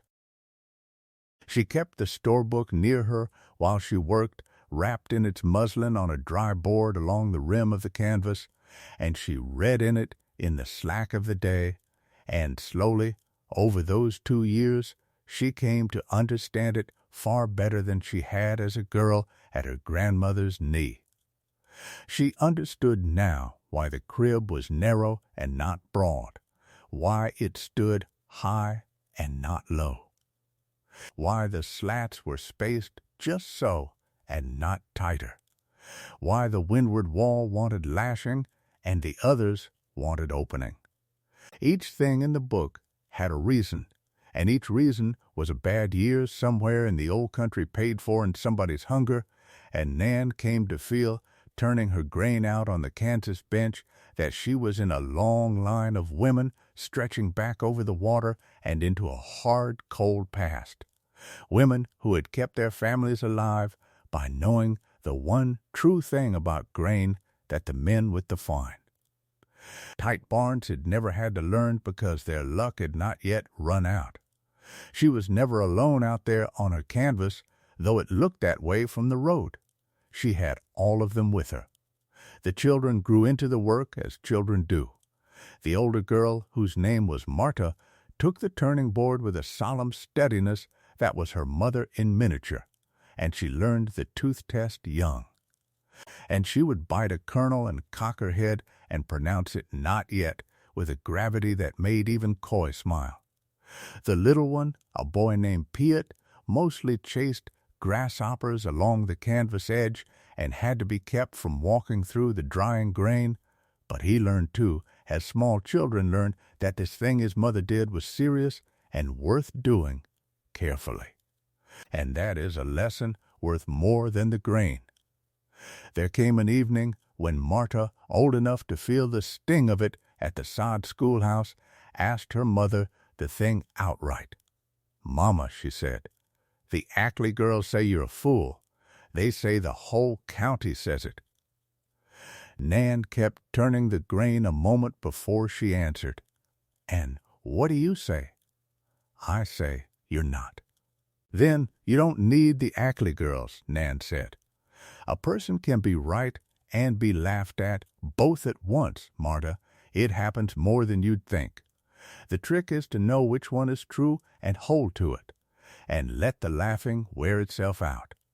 The girl thought about that, and went back to the rake and did not ask again. Coy Voss believed in his wife, and that belief cost him more than it cost her. In a way, because a man on that bench who stood behind a wife the whole county called a fool took a share of the fool's name onto himself, and Coy took it without complaint, and worked the crib beside her when the field work let him, and told the men on the elevator nothing, and let his wife's steady hands be his answer just as she let them be hers. The mockery was not always the loud kind. Sometimes it was worse for being kind. Susanna Decke, who had known Nan since they were girls, came up the bench one afternoon in that second summer with a basket of early apples, meaning nothing but neighborliness, and she stood along the rim of the canvas and watched Nan turn the grain and said, gentle as she could, "Folks are talking. Nan, the county man said hard things. I only wish you'd think about how it looks. Think about the children. Think what a wet year would do to a barn a body can see daylight through." And Nan straightened up off her knees and wiped her hands and thanked Susanna for the apples, and then she said a thing that Susanna carried home and did not forget. "I do think about the children, Susanna. I think about them every waking hour, and it's for the children I won't do what the bench does." She looked out at the crib. "This bench has never once seen a wet year. I've read about a dozen of them in a book written by somebody who lived through every one. I'd rather be laughed at for 2 years than watch my own go short in the third." Susanna went home quiet, and that night at supper, when Orrin talked in his easy, patient way about the Voss claim and how it would fall to a man who waited, Susanna set down her fork and said his name. Just his name. "Orrin, I'm only saying what the whole bench is saying," Orrin muttered. Susanna, but she had already turned back to the stove, and the matter was closed, and the boy Emil looked from one parent to the other and filed it away. For the boy was always watching, and the boy is the hinge this whole story turns on at the end, so let me give him to you plain now. Emil Dyke was 14 going on 15 in that second summer, at the age where a boy begins to see his father as a man among other men rather than as the fixed pole of the world, and to measure him. He heard his father spoken of at the elevator as a shrewd man who would come out of any year ahead, and he was proud of that. But he also heard the small patient cruelty in how his father talked about the Vosses, the tone a man uses about a lame animal he expects to fall to him, and something in the boy did not like it, though he could not have said why. And he rode the fence line, and he watched Nan Voss work, and what he saw did not match what the elevator said. The elevator said a foolish woman doing a foolish thing. The boy saw a woman doing hard, careful work with total steadiness for reasons she plainly understood and no one else did, and a 14-year-old, whatever else he is a fine judge of whether a grown person believes in what they are doing, and Emil could see that Nan Voss believed. It nagged at him. It did not fit. And the day would come, though he did not know it yet, when the not fitting would send him across that fence ahead of every other soul on the bench. By the end of that second summer, then, the whole board was set. The grain was cribbed, wheat and shelled corn and oats, near 500 bushels dried and doing what the book said dried grain does. The county report stood in the record. The mercantile ban ran against her seed. Orendike's insult offer lay turned face down on the kitchen table, unrefused in words but unsigned. The burned corners smoked in the memory of the bench as proof, they thought, that they had been right, the banknote ground on. And Nan Voss went into her second winter still fool barn Nan to every soul on the district but her own family, with nothing on her side but a dead grandmother's book and a crib full of grain the whole world had told her was already lost. She had done everything a person could do. The rest was the weather's to say. And the weather took its time and let one more dry enough winter pass to double everyone's certainty, and then, in the third autumn, it finally spoke, and when it spoke it did not stammer. The weather made it in the autumn of 1889, and it came as the worst things always arrive across the high plains, slow at first, and then all at once, and then without any mercy at all. The summer had been fine. The crop had been fine. A good heavy crop across the whole bench, wheat standing thick and the corn tall and the oats heavy in the head. And the harvest came in on a run of warm days that made every man on the district feel like a prophet. Because here was the biggest crop in years, and here were all their fine, tight barns waiting to keep it, and here was that Voss woman, still on her knees on her canvas, doing all that work again for a crop that any barn in the district would keep just fine. That is what they believed, harvesting under that warm sky. They did not know they were harvesting into the worst grain-keeping year the bench would ever see. Nobody knew. The sky does not send word ahead. The rain began the last week of September, and it did not stop. Not a hard, clean storm that blows through and clears, but a low, gray, sodden weeping that settled over the whole plains and would not lift, day on day on day. A rain that came in the night and hung all the wet morning and thickened again toward dark, until the section roads went to gumbo and the creek stood high and brown, and the whole bench lived under a low, dripping ceiling of cloud that never once broke to blue. And here is the thing about a rain like that at harvest, the thing that turned a wet autumn into the rot year. The crop was coming in wet. There was no drying it. A man could not spread grain to dry in a rain that never quit, and he could not wait for a dry spell that was not coming, and so the whole bench did the only thing there was to do, which was to haul the wet crop in off the wet fields and shovel it, damp and heavy and cool and full of the water of a month of rain, into the good tight barns and batten the doors against the weather and be glad to have it under a roof at last. Every granary on that bench filled that autumn with wet grain. Every tight wall on the district shut a damp crop up warm in the dark. And every man who did it slept easier for having his crop in out of the rain, and not one of them, shutting his good door, understood that he had just sealed a living, breathing, wet thing into a warm, dark box and left it there to sweat. Nan Voss could not dry her grain either. That is a thing the story has in truth about. The rain fell on her canvas the same as everyone's, and she could not spread and bake her crop bone hard in a month with no sun. But Nan was not trying to do the one thing that could not be done. She was doing the thing the book had taught her to do when the wet came, which the whole rest of the bench had no idea even existed as a choice. She cribbed her grain wet into the open slatted crib raised above the ground, with the wind of the whole plains walking through it, and she trusted the moving air to do slowly through the long autumn and winter what the sun could not do fast. She lashed the windward wall against the driving rain as she had written in the book, and she left every other side of the crib open to the wind. And she let the ceaseless prairie air draw the damp up out of her wet grain a little at a time, day after day after day, carrying it away on the moving air so it never gathered and never heated and never woke.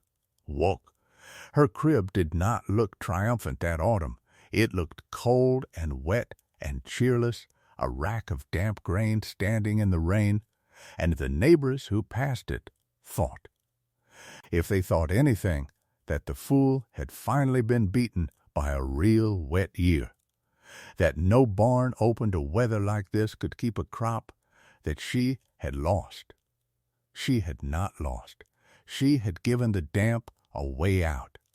And all across the bench, behind all those good tight battened doors, the wet had nowhere to go at all.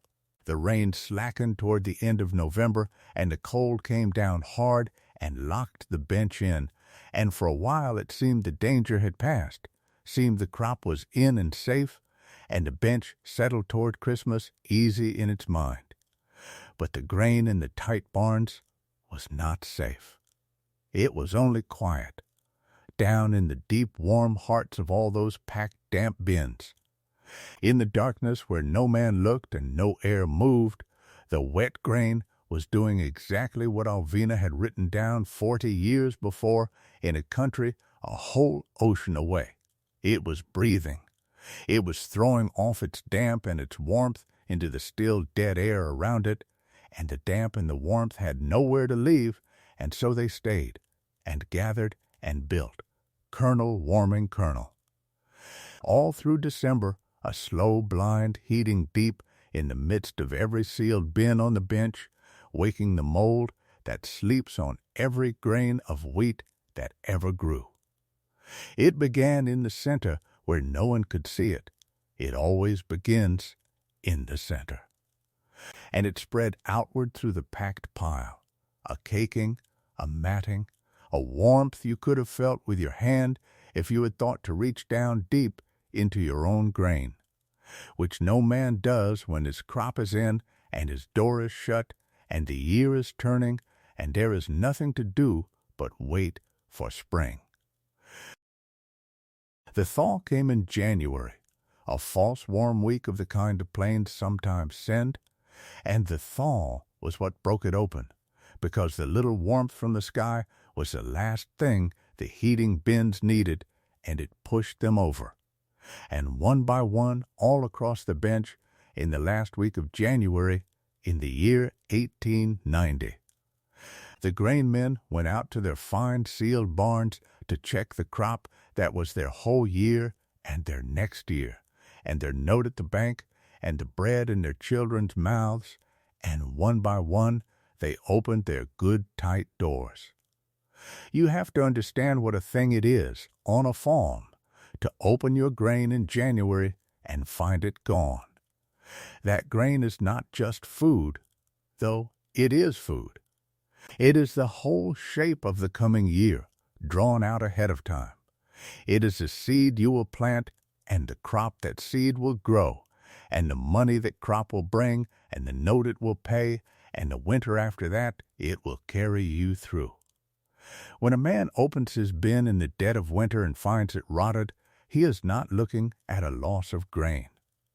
He is looking at the collapse of the whole future he had laid out, all at once, in one steaming breath out of one open door, with the ground frozen too hard to do anything about it, and no seed to be bought for 30 miles and spring coming on whether he is ready or not. It is one of the oldest terrors there is, the empty bin in the cold and the bench met at that January all together. Family after family, and it broke something in the district that took years to mend.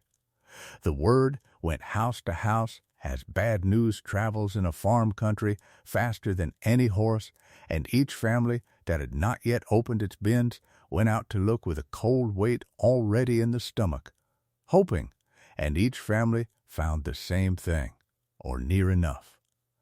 Some had lost all of it, the deep-packed bins gone entirely to the blue-black caking rot. Some had a skin of sound grain near the cool outer wall and a rotted dead heart within, which was almost crueler because it looked at first like it might be saved and then, dug into, was not. A very few careful men who had somehow gotten a drier crop in a lull of the rain, or who had smaller, shallower bins where a little air reached, came off better than the rest, but even they were short, even they were frightened, and not one family on the entire bench that came through that January with what it needed to see the year through. The district had shoveled a wet crop into tight barns, as it had always done, as the agent had said to do. And the tight barns had turned into ovens of slow rot, every one, and the bench woke in the cold to find its whole year dead in the dark behind the good walls it had trusted. And at the center of that ruin there began to run, quiet at first and then everywhere, a single thought, passed from kitchen to kitchen, unwelcome, unwilling, impossible to stop. The fool's barn. What about the fool's barn? Nobody had gone to look yet. Nobody quite wanted to, because to go and look was to admit the possibility that the woman they had mocked for 2 whole years had been right, and a bench full of just ruined men was in no humor to admit that. But the thought would not leave. It stood at the back of every ruined kitchen on the district. If the tight barns rotted because they were sealed warm, and hers was open cold to the wind everyone had mocked, then, maybe, up on the bench there was one crib that had not rotted, and if there was, then everything they had believed for 2 years was upside down, and the fool was the wise one, and they were the fools. And there was only one place left in 30 miles to buy the seed that would save their spring. The thought was unbearable, and it was also the only hope any of them had, and those 2 things together, the shame of it and the need of it, are what finally sent the men walking up the bench, hats in their hands, to a fence they had laughed across for 2 years. Come with me to one of those doors. I will carry you to Orondeques, because his was the biggest and the tightest and the proudest across the whole bench, and because he had wanted that windy quarter, and because the man who wants what the honest woman has should be standing right there when the year makes its reply. Orondeque went out to his great double-walled granary on a gray thawing morning in that final week of January, with his son Emile trailing behind him, because the boy went most places with him now, watching, always watching. Dike was not worried. Dike had the best barn on that bench and the biggest crop in it, and every reason to be easy in his mind. He worked the frozen bar back off the big door and set his shoulder to it and swung it open on his year's whole wealth. And what came out at him was steam. A wall of warm, wet, sour steam rolled out of the open door into the cold morning air, and the smell came with it, and the smell was the smell of rot, thick and sweetish and foul, the smell of a thing spoiled from the inside. And Orondeque stood in his own doorway and looked at what a whole month of not looking had done. The great packed pile of his grain had gone to a heaving blue-black caking ruin. It had heated and matted and molded from the deep center outward until the entirety of it was a warm, rotten mass, crusted blue-black on top, where the mold had broken the surface.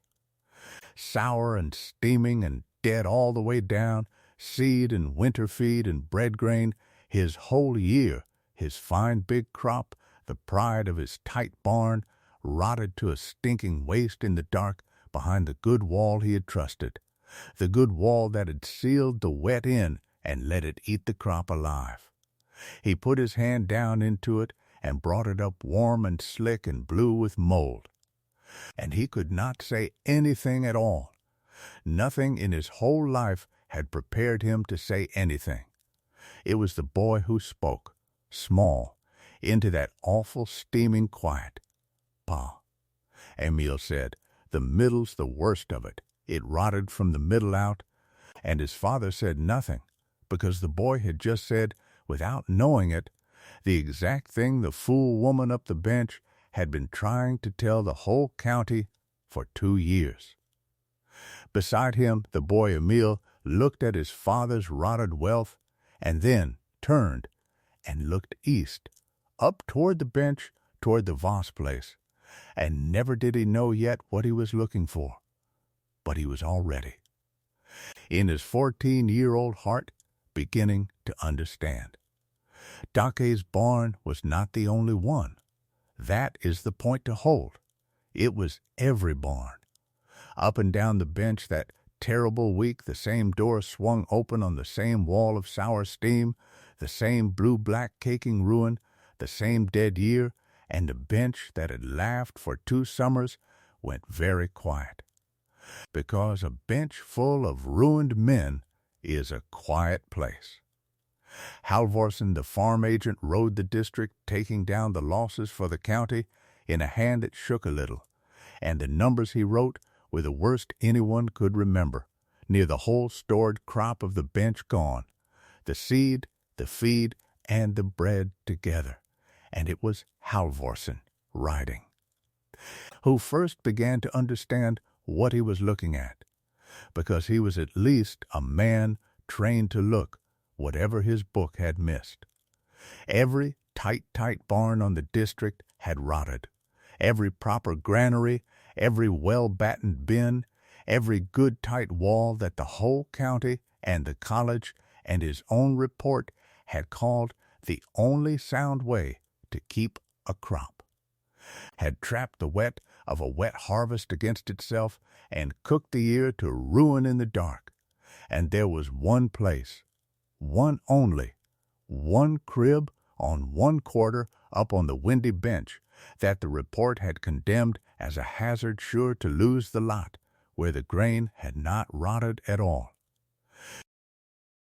Because across the fence from Orrin Dake's steaming ruin, up the bench in the cold, clean January wind, Nan Voss's open crib stood full and bright and sound. The wind that everyone had laughed at, the wind that blew clean through the walls of the fool's barn, had done all winter exactly what an old woman's book had said it would do. It had carried the damp of the wet crop away bit by bit, day after day, all through the long wet autumn and the cold winter, so the grain never heated and never molded and never woke the rot at all.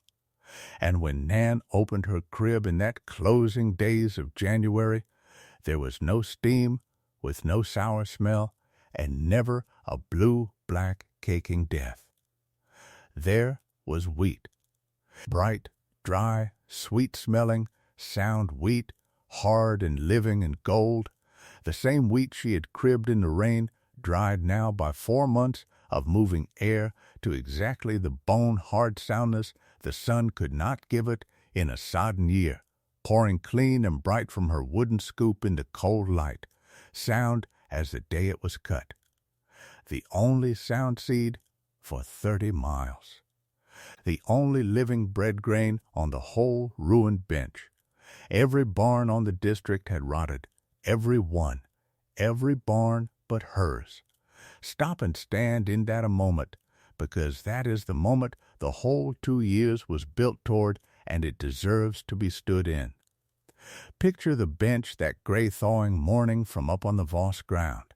All down the district, as far as the eye could carry, the tight barns, the good proper granaries the whole county had trusted, and out of every open door of them the sour steam rising into the cold like the breath of something dead, and the smell of rot carrying on the wind clear across the fields, and the ruined men standing in their own doorways with their year gone blue and warm behind them, and nothing to say. And then, up on the windy bench, one narrow crib, the fool's barn, the joke of the whole county, standing bright and open and sound. The wind that everyone had laughed at still walking clean through the slats of it, and inside it the only living grain for 30 miles, gold and dry and sweet. The thing they mocked was the one thing that worked. The wall they trusted was the thing that killed the crop. And what set apart the ruin and the soundness was nothing but this: that one let the wet leave, and the other sealed it in, which is the sum of what a dead woman had written in 6 words in a book that not one of those men had ever had the patience to read. There it stood, proved, for anyone with eyes, on a cold January morning on a western Kansas bench, that being certain together is no protection at all against being wrong together, and that sometimes the fool at the opposite side of the county is the only one who read the warning. She did not crow. There is no scene in this story where Nan Voss walks down to the Dorsey elevator and tells the men by the scales what they can do with their proud, tight barns.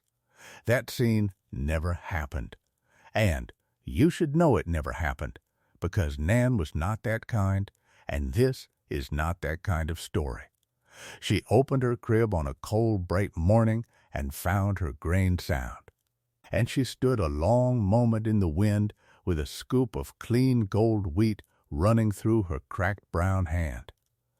Coy had come out to stand beside her. For a while neither of them said anything. "It kept," he said at last. "After all of it. It kept. It kept," she said. "You could go down to that elevator today and say your piece.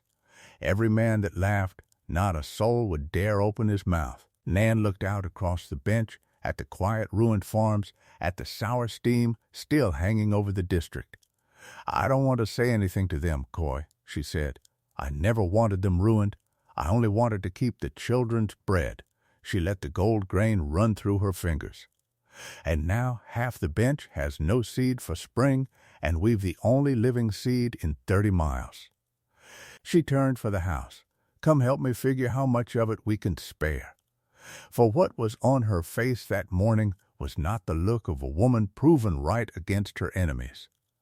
It was the quieter, harder thing, the face of one who had been right all along, alone, in the dark, for 2 years, and had only this morning been able to prove it, and found no gladness waiting in the proof.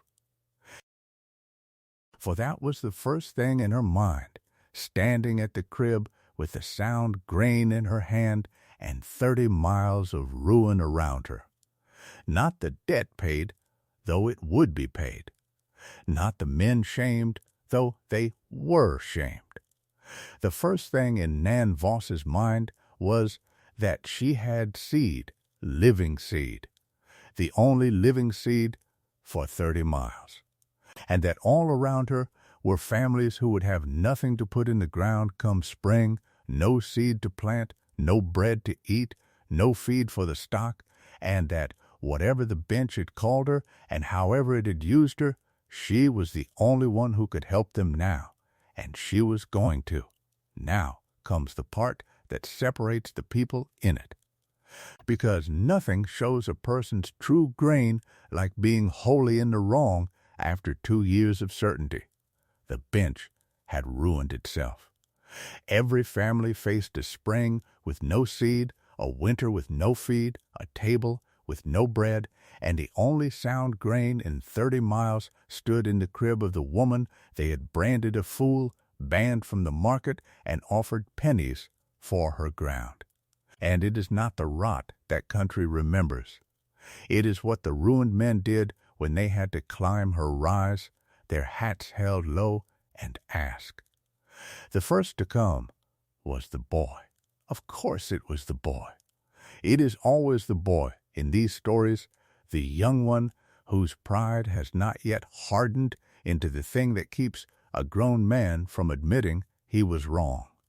And Emil Dike came up the bench alone, on foot, on a cold morning, 3 days after his father opened that steaming door, and he stood at the dooryard fence of the Voss place, turning his cap in his 2 red hands, and waited to be seen. Nan came out to him. She knew whose boy he was. She knew his father had wanted her ground and had named a robber's price for it. And she knew his father's barn had rotted with all the rest, and she came out to the fence and stood on her side of it and waited, not unkindly, for the boy to say what he had walked up the bench to say. And Emil Dike looked at her and looked at his cap and got it out. "My father didn't send me," he said. "He doesn't know I'm here." And then, because he was 14 and honest and at the end of himself, the rest came in a rush. "Our barn's gone," he said. "All of it. The whole crop, blue and steaming, dead as a stone, clear to the floor. Pa hasn't hardly said a word in 3 days. We've got no seed for spring, ma'am, and I don't know what we're going to do." He swallowed and made himself go on. "I watched you all last summer, out here on your canvas. I didn't understand it. I don't understand it now." He looked up at her then, straight, as a boy does when he has decided to risk the whole thing. "Would you teach me? Not sell me. Teach me. I want to know how you did it." That was the thing he had walked up the rise to ask. The thing his father and a county man and a whole elevator had been so sure was foolishness, and had turned out to be the only wisdom on the bench. He stood there, red-eared in the cold, and asked a woman his father had wronged to teach him the very thing his father had mocked. And he was too young and too shaken to know how much that cost him. Which is exactly why it was the finest thing anyone did in this whole story. Nan Voss did not make him pay for it. She did not say one word about his father, not the offer, not the mockery, not the report, nothing. She looked at the honest, ruined boy at her fence for a long moment, and then she reached down and lifted the gate loop off its post. "Come in out of the wind," she said. "I'll show you." And she took Emil Dike to the crib, and she opened it. And she put a scoop of the sound, bright grain in his hands and let him smell it, sweet and dry and living. "Smell that," she said. "That's grain that's still alive. Yours went to rot because it was shut up wet and warm with nowhere for the wet to go. Mine kept because the wind walked through it all winter and carried the wet off slowly, day on day." She showed him the slats and the raised floor and the narrow build. "Rain out," she said, tapping the tight roof. Wind through, and she laid her hand flat against the open, slatted wall.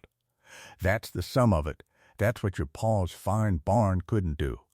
Then she took the store book from her apron and read him, in the cold sunlight at the crib door, the 6 words her grandmother had underscored twice. "A barn will not keep grain," she read. "Dryness keeps the grain. You let the wet escape, and it will not turn on you." And the boy, who had watched all summer without understanding, understood. It went through him all at once, the whole simple, terrible sense of it, why every tight bin on the bench had rotted and this open one had not.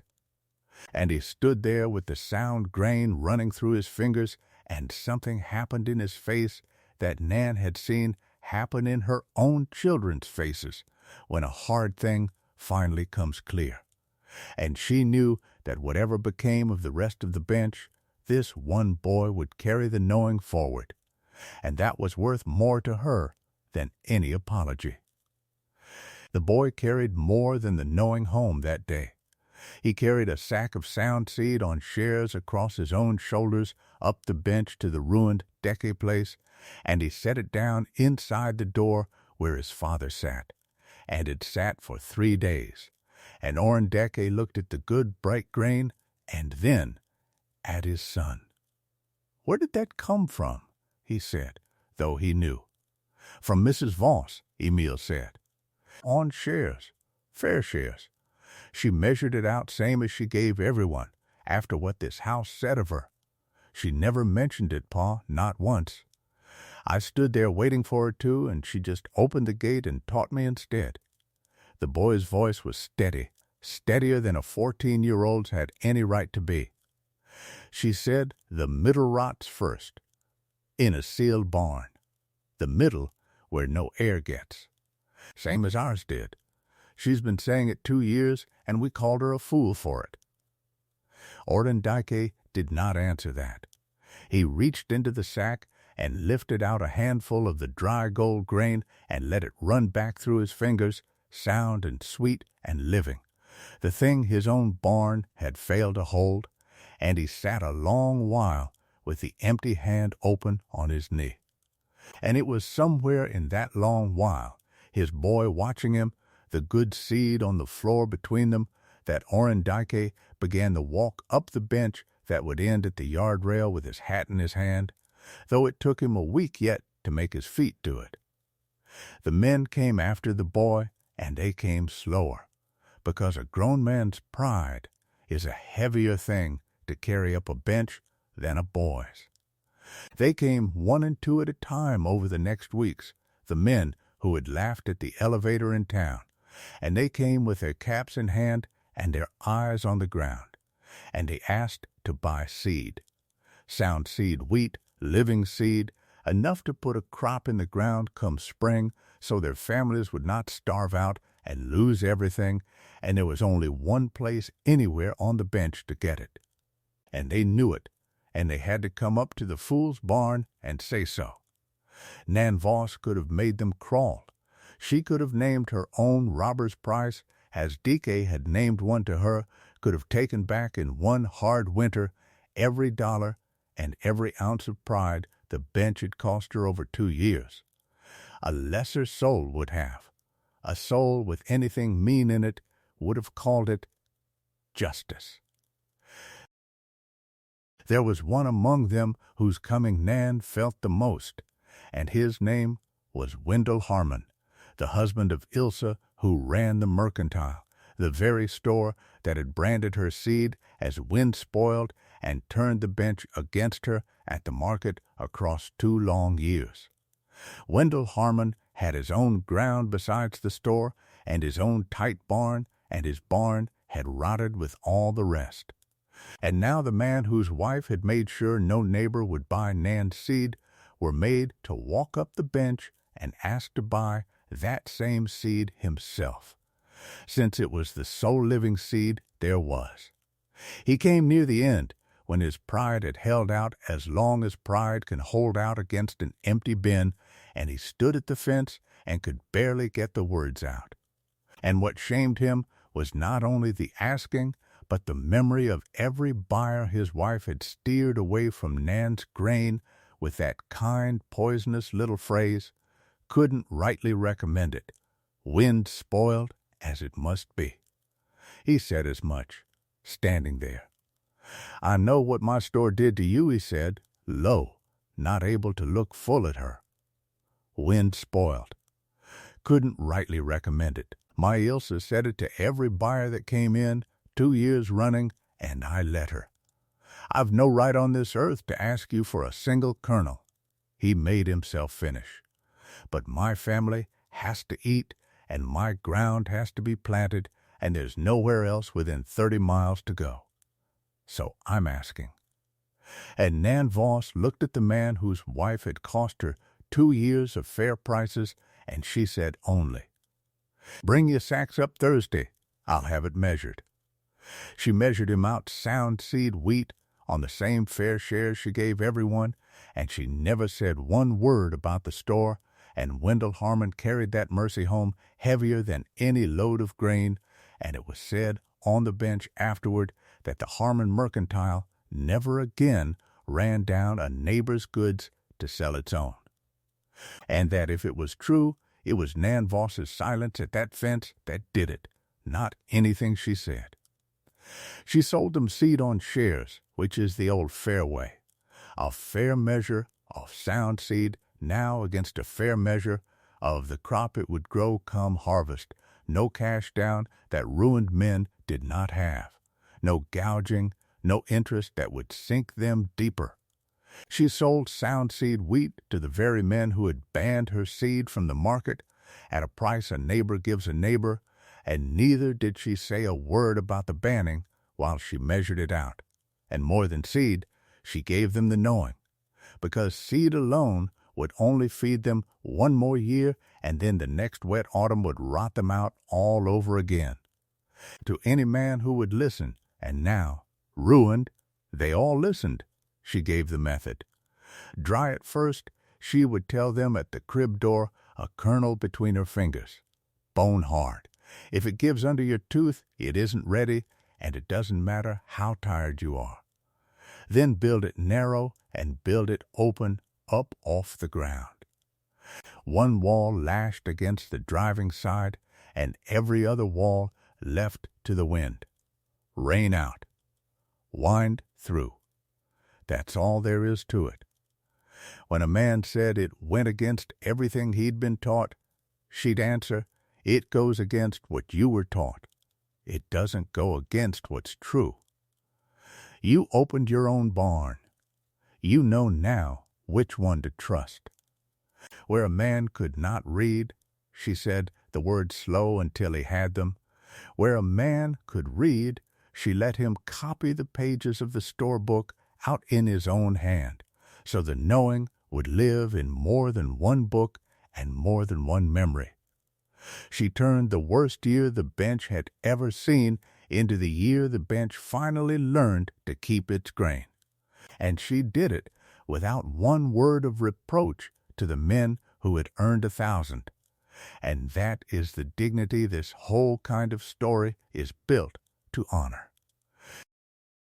Orrin Dyke came last of all, because he had the most pride to carry and the most to answer for, and he came for no seed, because his son had already come for that, and Emil had already brought sound Voss seed home on shares before his father knew the boy had gone. Dyke came for a harder reason. He came to say the thing out loud. He rode up the bench one gray afternoon and sat his horse by the yard rail where he had sat it once before to offer her pennies for her ground, and this time he took off his hat and he offered nothing, and the patient smile was gone off him entirely, because the year had burned the patience out of him along with his crop. He said it plain, as a hard man says a hard thing, no softening around it. "I've come to say I was wrong," he said. "I was wrong for 2 years, Mrs. Voss, and I was wrong loudest right when I ought to have been listening. I offered you a robber's price for your ground when it was my own barn that was rotten to the floor, and I didn't have the sense to know it."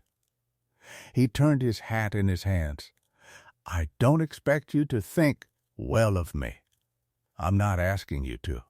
Then he made himself say the rest. "My boy came home with your seed and your method and a look on his face like he'd seen the sunrise. He told me what you said to him. And he told me what you didn't say, that you never once threw any of it back in his face, nor mine." He stopped there, because that was the thing that had shamed Owen Deke worse than any words could have, since it is a terrible thing to wrong a person and have them decline to make you pay. When they decline, you have to carry the whole weight of it yourself. Nan Voss heard him out. She did not gloat, nor did she gush forgiveness either, because cheap forgiveness would have cheapened what he had come to say. She let his words stand in the cold air between them for a moment. Then she said, quietly, it wasn't mine to be proud of. It came to me the same as I'm giving it to you now. From somebody who'd already gone hungry over it and wrote it down so the next one wouldn't have to. She looked at him steady. I'd rather you carried it forward than took anything back, Mr. Dike. If you want to square it with me, that's how. Teach the next man who won't believe it. Show him the middle rots first and make him put his own hand down into the cool of good grain. That's the only thing that ever changed a certain man's mind, Mr. Dike, not my saying so. His own hand in the grain, as I taught your boy. And Orrin Dike, who had come along the bench to make a hard confession, went back down it, having been handed, instead of a triumph over him, a task. Go and teach the next fool who is right. It was the sole vengeance she ever took, and it was not vengeance at all, and he felt the size of it all the long ride home. The county came into it, too, in time, because a thing like that does not stay on one bench. Halvorsen, the farm agent, the earnest young man whose report had condemned the crib, was not a bad man, only a young one who had trusted his book over his eyes. And to his lasting credit, when the rot year proved him wrong, he did not hide from it as a smaller man would have. He rode back out to the Voss claim in that ruined winter, and this time he did not carry his clipboard like a weapon, he carried it like a student, and now he stood at her crib bareheaded. I wrote you up as a hazard, he said. I put it into county record, and every barn I called sound is rotted to the floor, and this one I condemned is the only grain left standing. I'd like to understand it, Mrs. Voss, if you'll teach a man who was wrong. And Nan Voss, who did not gloat, said, put your hand in it first. Feel that there's no heat. Then I'll tell you why. And she told him. And Halvorsen, who was after all a man trained to measure things, even if he had measured the wrong things before, did a thing that turned this from a bench story into something larger. He went and got his instruments, and he came back, and he wintered part of that season out on the bench, measuring the moisture in the grain and the temperature deep in the bins, in Nan's crib and in the rotted barns, taking down numbers in a careful hand. And what the numbers showed him was exactly what a dead woman's writing had said in 6 words. The sealed warm bins had held the wet in until it heated and rotted. The open cold crib had let the wet leave until the grain stayed sound. He had the numbers now, the proof in the cold, clean language he had been trained to trust, and the numbers said the fool had been right and the college had been wrong. Halvorsen wrote it up. He wrote up the Voss crib as a dry storage trial, with the moisture readings and the spoilage counts and the whole method laid out plain, and he sent it in to the young agricultural college back east in the state, and a professor there read it and saw what it was, which was field proof of a principle the science was only then beginning to put into its own words. That stored grain must be dried and ventilated and not sealed damp, and the professor himself came out the next season to see the crib and measure it over again, and in time it was published, the Voss method, the Western Bench Dry Storage Crib, written into the record of the college as a proven trial. And here is the part that Nan would have smiled at, if she had been a smiling sort about such things. When the county held its field day the next year to show the bench farmers the new old right way to keep a crop, the notice for it was nailed up on the board at the Dorsey platform. on the very scale platform where the men had stood and made up the nickname 2 summers before. The laughing had started there. The learning got nailed up in the same place. And there is a justice in that which needs no one to gloat over it, because the plank of wood said it plainly enough all by itself. But the true legacy of it was never the college paper, and Nan knew that better than anyone. The true legacy was the cribs. The next harvest, up and down the bench, they went up, one after another. Narrow, open, slatted cribs on stone footings, daylight showing clean through their walls, the wind of the whole plains walking through them, exactly like the fool's barn that the whole county had laughed at through 2 seasons. And now not one soul laughed, because every man raising one had opened his own steaming rotted door and did not ever intend to open one like it again. Dozens of them stood on the bench within a few years, and the grandmother's store book was copied out by hand from neighbor to neighbor until there were a dozen books where there had been one, and children who were not yet born when the rot year came grew up thinking a crib you could see through was simply the sensible way a person kept grain, never knowing it had ever been a joke. Which is the surest sign that a hard-won thing has truly won, when the next generation cannot even imagine it was ever in doubt.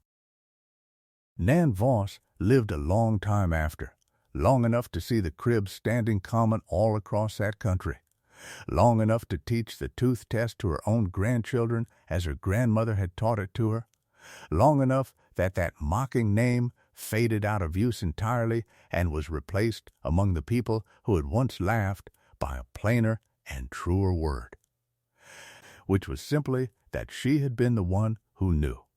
She kept the store book to the end of her days, and she kept writing in it, her own hand under her grandmother's, the lesson taught by the burned corner, and what she learned from the rot year, and the small, hard-won lessons of every season after, so that the book that had crossed one ocean and half a continent kept growing, kept being paid into by one more careful woman who had gone hungry over nothing but had watched a whole valley go hungry and had made sure her own never would.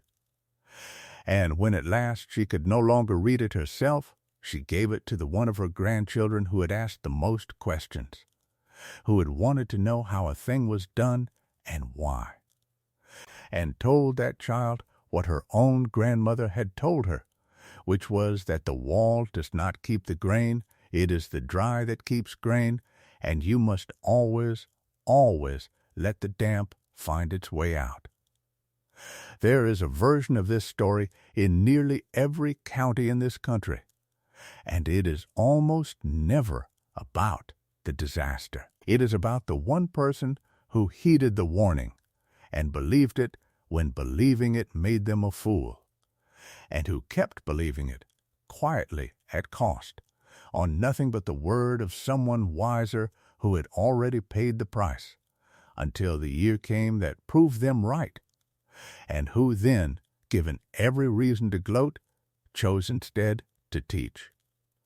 That is the point worth carrying into your own life, whatever your bench is and whatever your neighbors are laughing at, that being right early is a lonely and a costly thing, and that the finest people do it anyway and share it after and never once make anybody crawl. So if you have listened all the way out to the end of this one, then let me ask you a thing before you go, and think on it honestly. If it had been your ground and your grain and your banknote, and the whole county you had lived in your whole life had a name for you and a laugh to go with it, would you have had the steadiness to keep turning that grain on your knees through 2 long summers on nothing but a dead woman's word, and stayed the course until the weather spoke, and then shared out your seed on fair shares to the very ones who mocked you, and taught them the thing they laughed at, and never once made them crawl for it? Or would you have signed the patient man's paper on that hard lamplit night and taken the loss and gone off to be sensible somewhere and never known you had been right all along? Tell me down in the comments which one you truly think you are, because I have told you which one Nan Voss was, and the whole gap between those two people is the whole difference this channel exists to talk about. Stay with us, and we will find another one of these stories in another county and tell it slow and tell it true the next time we sit down together by this same fire.